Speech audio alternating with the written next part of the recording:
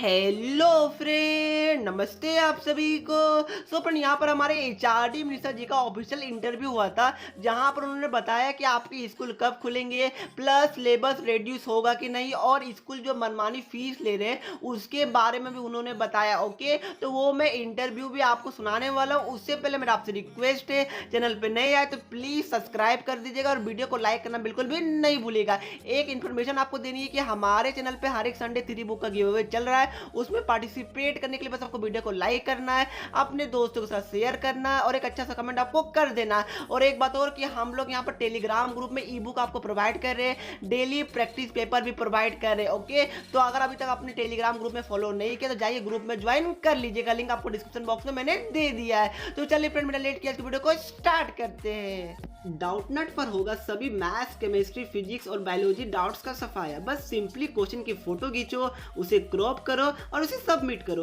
बस 3 सेकंड के अंदर आपको मिल जाएगा वीडियो सॉल्यूशन। तो ये क्लास 6 से लेकर 12 आईआईटी नीट के लिए है। तो अभी जाके डाउनलोड कीजिए डाउटनट को, link in description. Siddharth Jaiswal ने अभी हमसे एक सवाल पूछा है कि इस वर्ष स्कूलों में नया एकेडमिक सेशन कब शुरू होगा।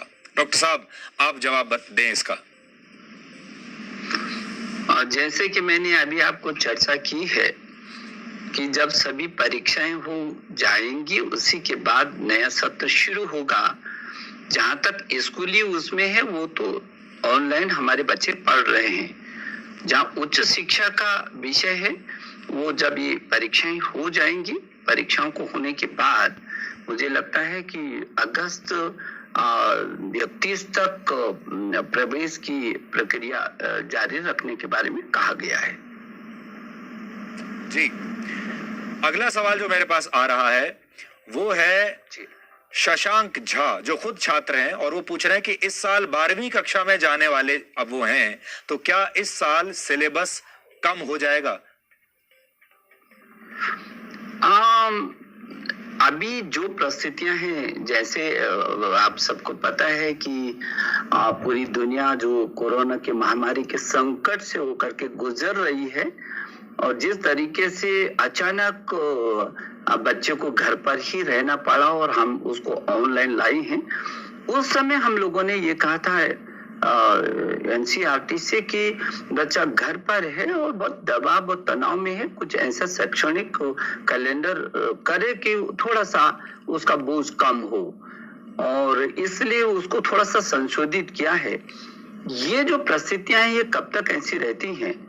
अभी तो एनसीईआरटी ने जो शैक्षणिक कैलेंडर बनाए हैं वो कुछ कम ही रखा है, लेकिन जैसे जैसे क्या स्थिति आती है और फिर हम नई शिक्षा नीति को लेकर के आ रहे हैं, उस नई शिक्षा नीति के तहत हम किस तरीके से आगे उस पाठ्यक्रम को रखेंगे ये इस पर भी निर्भर होगा।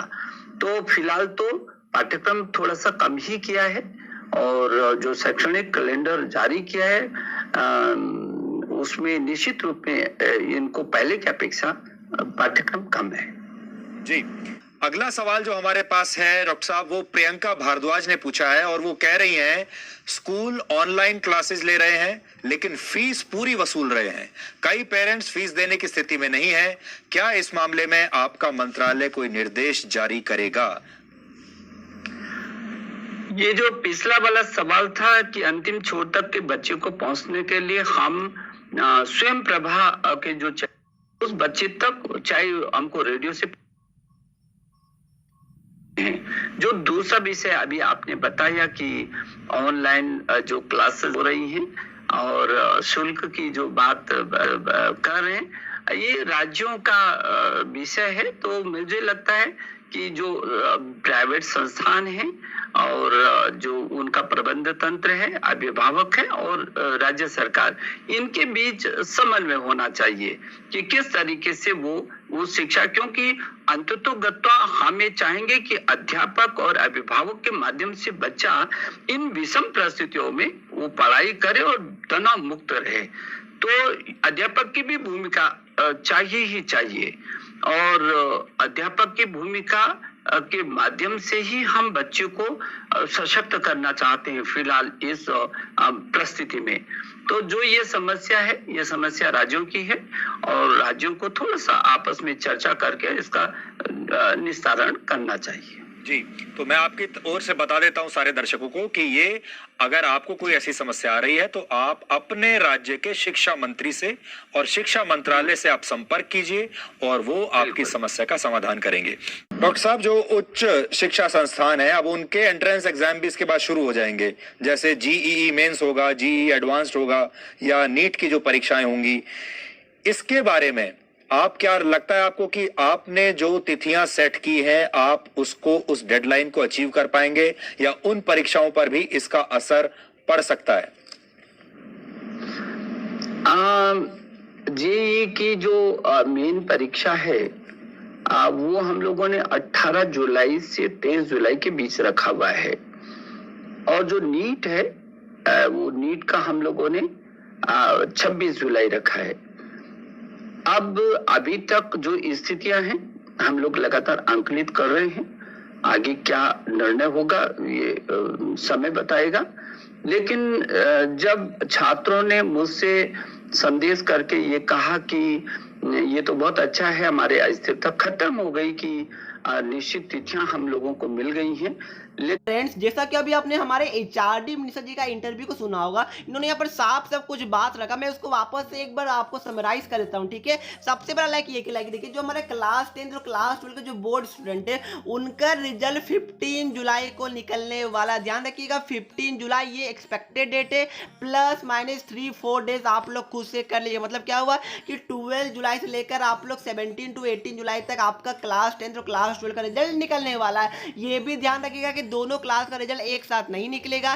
पहले आपका क्लास 12 का रिजल्ट निकलेगा, उसके 1 या 2 दिन के बाद आपका क्लास 10 का रिजल्ट निकलने वाला है। ओके, तो जी यहाँ 15 जो जुलाई वो आपका एक्सपेक्टेड डेट है, प्लस माइनस 2-3 डेज ऑब्वियस है कि वो होना ही होना है। ओके, ये आपका था अपडेट नंबर 2। सेकेंड, उन्होंने ये बोला लाइक देखिए, जो आपका स्कूल है उसमें आपका 31 अगस्त तक आपका एडमिशन प्रोसेस कंटिन्यू रहेगा और 31 अगस्त के बाद आपके स्कूल को रीओपन करने के ऊपर विचार किया जाएगा। मतलब क्या कि जो आपका स्कूल है वो आपका सितंबर में खोलने के ऊपर विचार चल रहा है। ओके, मतलब कि अभी आपका जुलाई और अगस्त में स्कूल खोलने की संभावना बहुत कम है, सितंबर में आपका स्कूल खोलने की संभावना बहुत बहुत ज्यादा है। ओके, ये आपका नेक्स्ट अपडेट था। नेक्स्ट उन्होंने ये बोला लाइक देखिए, जो हमारे एनसीईआरटी जो हमारे सीबीएसई का जो सिलेबस है वो कम करने के ऊपर प्लान चल रहा है और उनको यहाँ पर इंफॉर्मेशन दे दिया गया कि जी हाँ अब इस पे वर्क कीजिए। ठीक है, तो जो हमारे एचआरडी मिनिस्टर जी जो हमारे एनसीईआरटी है वो अभी इस पे वर्क कर रही है और आपका सिलेबस को रिड्यूस किया जाएगा बहुत जल्द। ठीक है, सिचुएशन जैसे जैसे आगे बढ़ता जाएगा वैसे वैसे वो डिसीजन आपके लिए लेते जाएंगे। ओके, तो जी हाँ अभी आपको थोड़ा वेट करना पड़ेगा न्यू सिलेबस के लिए, बट यहाँ पर हमारे एनसीईआरटी ने सिलेबस को रिड्यूस करने के ऊपर काम चालू कर दिया है। ओके, अब नेक्स्ट क्या था कि जो हमारी स्कूल है वो स्कूल यहाँ पर मैंने बता दिया। नेक्स्ट की जो हमारी स्कूल जो मनमानी फीस ले रही है उसके ऊपर उन्होंने क्या बोला, तो यहाँ पर उन्होंने साफ साफ बोला कि ये हमारा नहीं है, ये हमारे स्टेट गवर्नमेंट के जो हमारे यहाँ पर जो हमारे एजुकेशन मिनिस्टर होते हैं उनके हाथ में ये हमने छोड़ दिया है। मतलब क्या हुआ कि ये स्टेट के हाथ में कि वो आपसे फीस ले या फिर फीस ना ले। ओके, तो ये कंप्लीटली उन्होंने स्टेट गवर्नमेंट के हाथ में, स्टेट के एजुकेशन मिनिस्टर के हाथ में उन्होंने छोड़ दिया है। मतलब क्या हुआ, अगर आपकी स्कूल वाले फीस आपसे ले रहे हैं तो आपको स्टेट वाले सीएम को, आपको स्टेट वाले शिक्षा मंत्री को कंप्लेन करना पड़ेगा। ओके, ये भी उन्होंने आपके लिए एक बात रखी। नेक्स्ट क्वेश्चन उन्होंने यहाँ पर जेडब्ल्यू और नीट के बारे में बोला फ्रेंड कि देखिए अगर आगे का जो परिस्थिति होगी अगर वो उतना अच्छा नहीं होगा तो ये भी एग्जाम को पोस्टपोन किया जा सकता है, बट अभी तक जेडब्ल्यू और नीट जैसे एग्जाम के लिए कोई भी डिसीजन नहीं लिया गया। मतलब क्या हुआ कि आपको ट्विटर पे हैशटैग चलाते रहना पड़ेगा कि hashtag postpone JW, hashtag postpone NEET. ठीक है, ये आप लोग हैशटैग को कंटिन्यूअसली ट्विटर पे ट्वीट कीजिएगा, क्योंकि जब तक ट्वीट कीजिएगा नहीं तब तक उनको लगेगा कि नहीं मेरे बच्चे अंडर कंट्रोल है, बच्चे को उतना मतलब नहीं है। ठीक है, बच्चे एग्जाम देना चाहते हैं, इसलिए आपको यहाँ पर ट्विटर पर ट्रेंड करना पड़ेगा। ये बात को आप लोग ध्यान में रखिएगा। ओके, और फ्रेंड नेक्स्ट वीडियो आपके लिए आ रही कि advantage and disadvantage of CBSE new marking system. ठीक है, आपको पता होगा कि सीबीएसई ने यहाँ पर बोला है कि बेस 3 का एवरेज दिया जाएगा, तो उसके ऊपर मैं आपको बताऊंगा कि इसका क्या क्या एडवांटेज हो सकता सकता है और इसका क्या क्या डिसएडवांटेज हो सकता है, ठीक है। तो वो भी नेक्स्ट वीडियो देखना बिल्कुल भी नहीं भूलेगा। और प्लीज़ आपसे रिक्वेस्ट है, चैनल पे नए आए तो सब्सक्राइब कर दीजिएगा यार, और वीडियो को लाइक करना बिल्कुल भी नहीं भूलेगा। चलिए मिलते हैं नेक्स्ट वीडियो में, तब तक के लिए पढ़ते रहिए। जय हिंद, जय भारत।